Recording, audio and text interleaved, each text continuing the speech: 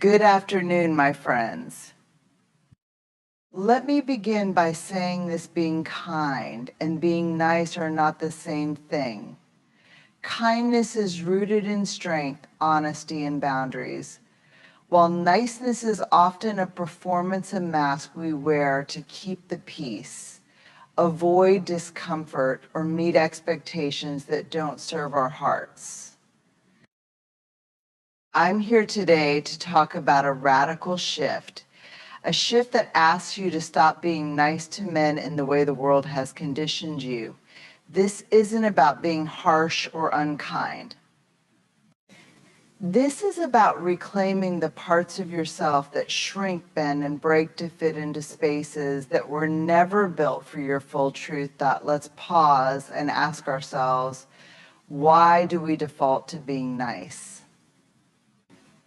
For many of us, niceness feels like safety. It's a way to avoid conflict, minimize tension, or dodge the sting of rejection. But beneath the surface, being overly nice is often less about connection and more about self-protection. When we're nice, we're not necessarily being authentic. Instead, we're wearing a mask and emotional armor designed to shield us from criticism or discomfort. This armor is a survival strategy, one that we often adopt early in life. Maybe it started in childhood when we learned that being agreeable earned us praise or kept us out of trouble. Maybe it was reinforced in relationships where we discovered that being easygoing or accommodating helped us avoid arguments.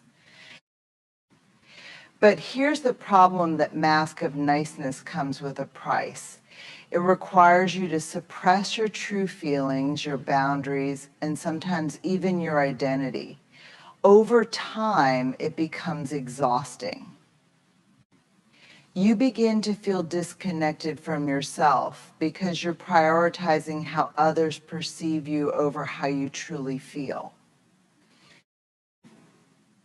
Think about it. How many times have you smiled when you wanted to cry? How often have you nodded in agreement when deep down you disagreed? How many moments have you spent pretending you were okay when you weren't? That's the toll of niceness as armor. It keeps you safe on the surface, but it also keeps you stuck, unable to express your needs, your desires, or your truth. Being nice can also lead to resentment.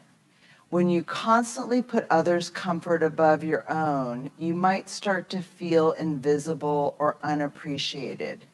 You might wonder, why doesn't anyone notice what I need? But the reality is, people can't honor your needs if you don't express them. Niceness hides your real feelings, and as a result, others might never know the boundaries you're longing for them to respect. Let me be clear, there is nothing wrong with kindness. Kindness is powerful because it comes from a place of honesty and compassion. But niceness in its unhealthy form is often performative.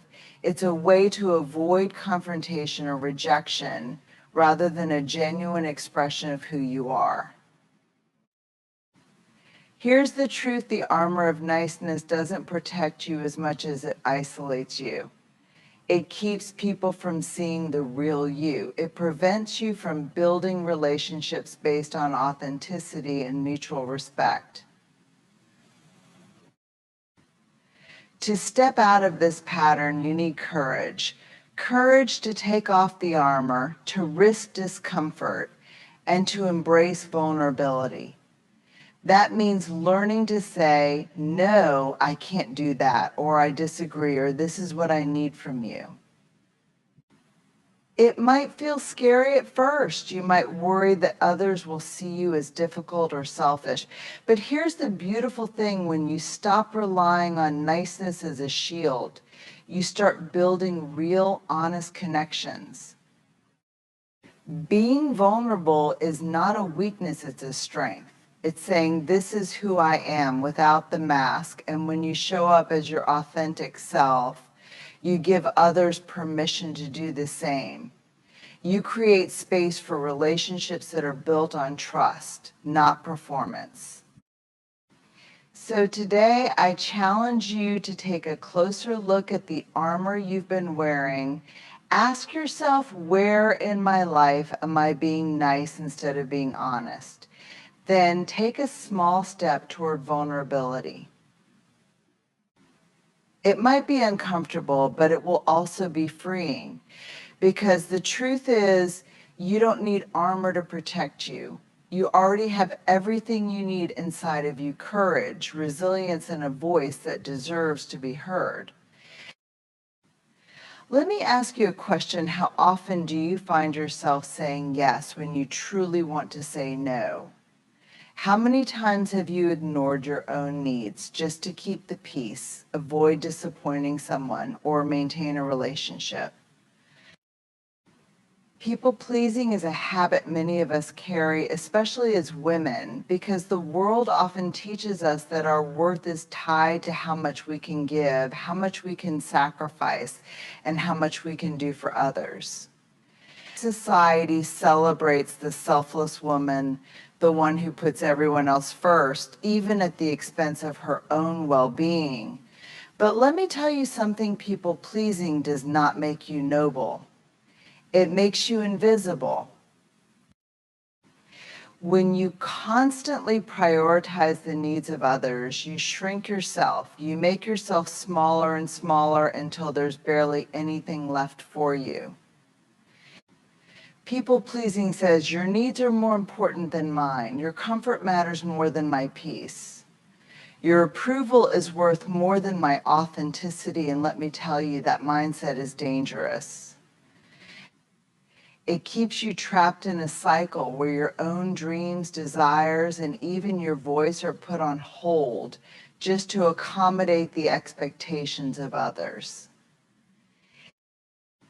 Here's the thing: people pleasing doesn't create deeper relationships. It creates conditional ones. When you're always saying yes to make someone else happy, you're not showing them who you really are.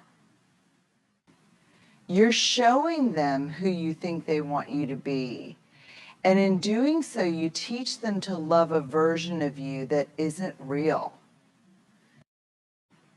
Let me tell you what happens when you live this way. Over time, resentment starts to build.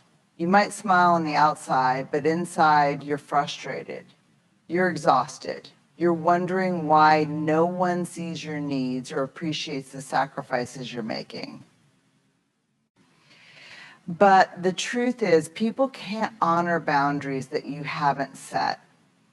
If you're always saying yes and giving too much of yourself, others will assume you're okay with it. And here's the hard truth: people pleasing also attracts the wrong people. When you constantly prioritize others at the expense of yourself, you may find yourself surrounded by those who take advantage of your generosity, who expect you to give endlessly, and who never stop to ask what you need in return. But let me tell you something important: you do not exist to keep everyone else comfortable. You do not exist to be agreeable at all times. Your worth is not determined by how much you can please others. It is determined by how much you honor yourself. Stepping away from people pleasing is not easy. It requires you to confront the fear of being disliked, misunderstood, or even rejected. But it's a fear worth confronting, because on the other side of it is freedom. The freedom to set boundaries, the freedom to say no without guilt, the freedom to live a life that feels authentic to you. So how do you break free from people pleasing? Start small. The next time someone asks you to do something, pause. Ask yourself, do I really want to do this? Does this align with my values and priorities? Will saying yes to this mean saying no to something I need for myself? And if the answer is no, give yourself permission to say it out loud. No, I can't do that right now. No, that doesn't work for me. No, I need to focus on myself right now. Saying no is not selfish. It's self-respect. When you stop people pleasing, something beautiful happens. You start to reclaim your voice. You start to rediscover who you are when you're not trying to be everything for everyone. You stop shrinking and you start expanding. You realize that you don't need to keep everyone happy to be loved or valued. You see, the people who truly care about you, the ones who deserve a seat at your table, will respect your boundaries. They won't walk away just because you said no. In fact, they'll probably admire your courage.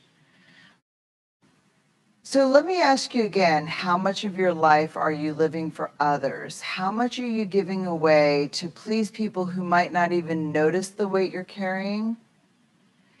It's time to stop. It's time to step out of the box that people pleasing puts you in. Because you were not made to be small, you were made to be bold, you were made to be brave. And most importantly, you were made to live a life that honors your truth, not just the expectations of others. If there's one lesson that will transform your life, it's this: boundaries are not walls, they are bridges to healthier relationships. They are not about keeping people out, but about protecting what matters most: your peace, your energy, and your self-respect. Boundaries are the clearest, most authentic way of saying, this is who I am, and this is how I deserve to be treated. Many of us have been conditioned to believe that setting boundaries is selfish or rude. Especially as women, we're often told to be accommodating, to bend and mold ourselves to fit the needs of others. But the truth is, boundaries are not selfish, they are necessary. They are the language of self-respect. Think about this: when you lack boundaries, you're essentially telling the world it's okay to put me last. You allow others to dictate your time, your energy, and even your emotions. Without boundaries, your life begins to feel like an open door anyone can walk in, take what they want, and leave chaos behind. And every time you allow it, you're sending a message to yourself that your needs don't matter. But boundaries flip that script. They say, I value myself enough to say no. They say, my time and energy are precious. They say, I am responsible for protecting my well-being, and I won't apologize for it. When you start setting boundaries, something incredible happens. Your relationships change. Not everyone will like it at first, and that's okay. Some people have grown comfortable with the version of you who always says yes, who bends over backward to accommodate them, who never speaks up when they cross the line. But the people who genuinely care about you, the ones who value and respect you, will adjust. They'll understand that your boundaries are not a rejection of them, but a reflection of your love and respect for yourself. Here's the beauty of boundaries: they create clarity. They teach people how to treat you. When you say, I can't take on that extra responsibility right now, or I need time for myself, you're giving others a roadmap for how to interact with you in a way that honors your needs. Without boundaries, people are left guessing, and miscommunication is inevitable. But when you're clear about what you will and won't tolerate, you create space for healthier, more honest relationships. Let's talk about what happens when you don't set boundaries. Over time, resentment builds. You start to feel exhausted, overextended, and unappreciated. You might even begin to question your relationships. Do they really care about me? Or do they just care about what I can do for them? But here's the hard truth: people can't honor boundaries you haven't communicated. If you're constantly saying yes when you mean no, you're teaching others that it's okay to disregard your limits. Setting boundaries can feel uncomfortable, especially at first. You might worry about being seen as difficult, selfish, or unkind. But let me tell you something: boundaries are not about pleasing others. They're about protecting yourself. And the people who matter, the ones who truly value you, will respect your boundaries. Here's another important truth: boundaries are not just about saying no to others. They're also about saying yes to yourself. Every time you set a boundary, you're prioritizing your well-being. You're making space for the things that truly matter: your passions, your goals, your peace of mind. For example, when you set a boundary around your time, you're saying, my time is valuable and I won't allow it to be wasted. When you set a boundary around your emotions, you're saying, I won't allow someone else's negativity to derail my peace.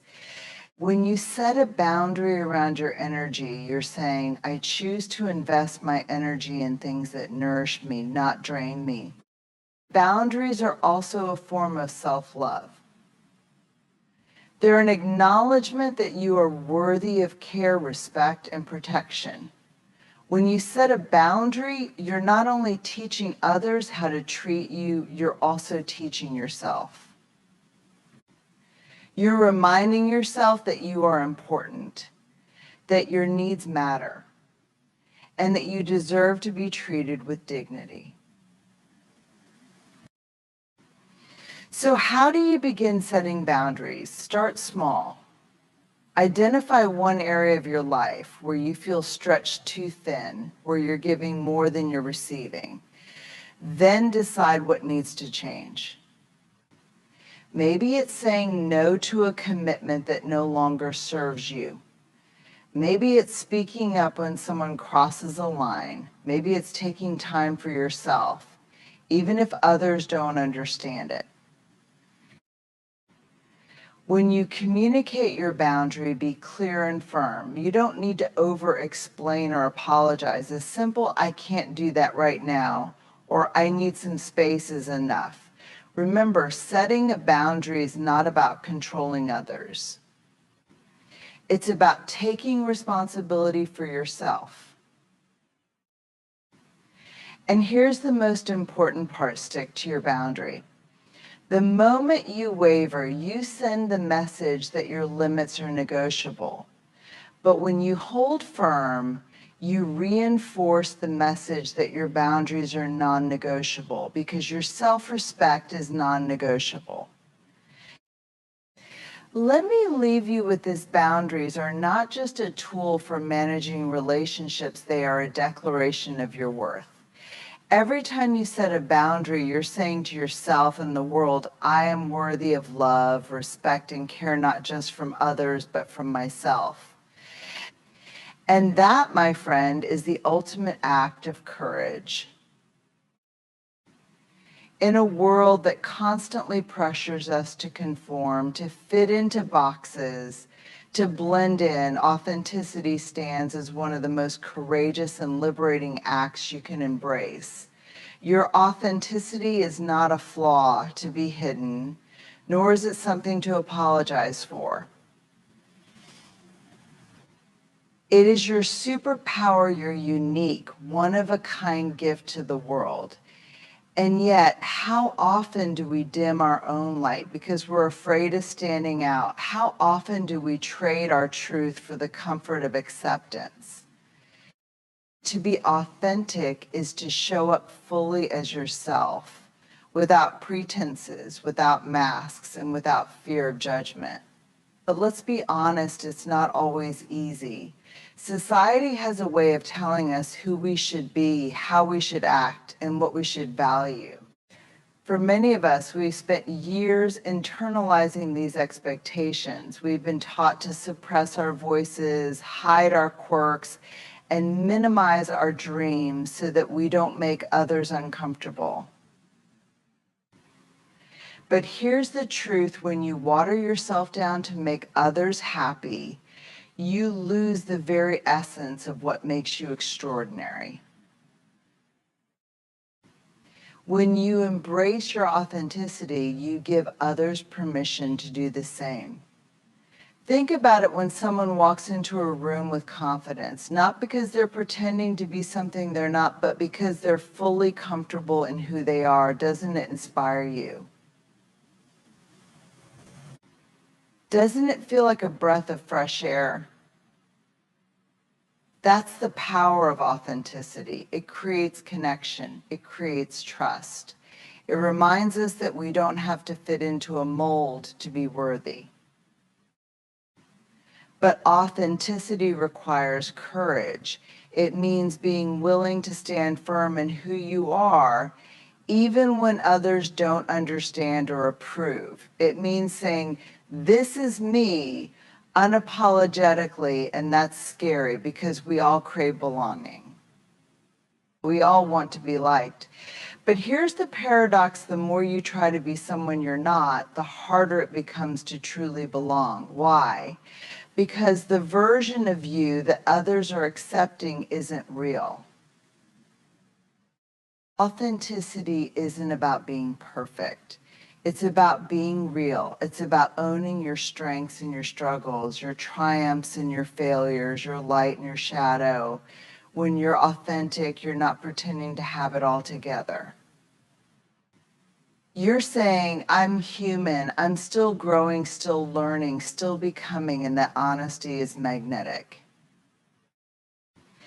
Let me give you an example. How many times have you seen someone admit to a mistake or share a vulnerable truth, and instead of losing respect for them, you gained it? That's the paradox of authenticity. The very things we think will make us unworthy are often the things that make us most relatable. When you're real, you create space for others to be real too. And that's where true connection happens. Now, I know what you're thinking. If I show my authentic self, won't I lose people? Won't some people reject me? The answer is yes. But let me tell you something important. Not everyone is meant to be in your life. The people who walk away when you're being true to yourself were never meant to stay. And that's okay, because authenticity doesn't repel the right people, it attracts them. When you're authentic, you create a filter. The people who resonate with your truth, who value your unique perspective, will naturally gravitate toward you. And those who don't, let them go. Trying to hold on to relationships that require you to compromise your authenticity will only drain you in the long run. Being authentic also means embracing the fact that you won't always be everyone's cup of tea, and that's a good thing. Imagine trying to please everyone all the time. It's exhausting and it's impossible. But when you focus on being true to yourself, you'll find that the relationships you do build are richer, deeper, and more meaningful because they're built on honesty, not performance. Authenticity isn't just about how you show up for others. It's also about how you show up for yourself. When you're true to who you are, you align with your values, your purpose, and your inner peace. You stop second guessing yourself. You stop comparing yourself to others. You stop chasing a version of success or happiness that doesn't actually resonate with you. So how do you step into your authenticity? Start by getting curious about who you are. What do you love? What do you love? What do you value? What makes you come alive? And just as importantly, what no longer serves you? Give yourself permission to let go of the roles, labels, and expectations that don't feel true to you. Then practice showing up as your authentic self, even in small ways. Speak your truth, even when it's uncomfortable. Share your ideas, even when they're different. Honor your boundaries, even when others push back. Remember, authenticity is not a destination. It's a practice. It's a daily choice to show up as the fullest version of yourself, even when it feels vulnerable. And here's the beautiful thing: when you embrace your authenticity, you start to see how powerful you truly are. You stop seeking validation from others because you've already validated yourself. You stop chasing approval because you've given yourself permission to just be. And in doing so, you unlock a confidence that no one can take away from you. Authenticity is your superpower because it's the one thing no one else can replicate. It's what makes you unforgettable. It's what makes you you. So stop hiding it. Stop hiding it. Stop dimming it. The world needs your authenticity. It needs your unique voice, your perspective, your story, because there's only one you, and that's your greatest gift. For many of us, overgiving feels like second nature. We give our time, our energy, our resources, and even pieces of ourselves in the hope of earning approval, love, or validation. But have you ever paused to ask yourself, why am I doing this? Why do I feel the need to give so much, even when it leaves me feeling depleted? Overgiving often comes from a place of believing that our worth is tied to what we can do for others. It's the belief that if we just give enough, if we're generous enough, kind enough, helpful enough, then maybe, just maybe, we'll be enough. But let me tell you something important: you are already enough. Just as you are, your worth isn't measured by how much you give to others. And it's certainly not determined by how little you keep for yourself. The problem with overgiving is that it creates imbalance. When you're constantly pouring into others, who's pouring into you? When you're giving endlessly, often without boundaries, you can quickly find yourself running on empty. And when you're running on empty, you're not just doing a disservice to yourself, you're also doing a disservice to those around you. Why? Because overgiving doesn't lead to genuine connection. It often leads to resentment, burnout, and relationships that are built on uneven foundations. When you overgive, you're not giving from a place of abundance, you're giving from a place of fear or obligation. And that's not sustainable. So let's shift the narrative. Let's talk about the importance of receiving. For many of us, receiving feels uncomfortable. Maybe it's because we've been taught that it's selfish to take. Or maybe it's because we've internalized the idea that we need to earn love and support rather than simply allowing ourselves to receive it. But here's the truth: receiving is just as important as giving. In fact, it's essential for balance, for growth, and for healthy relationships.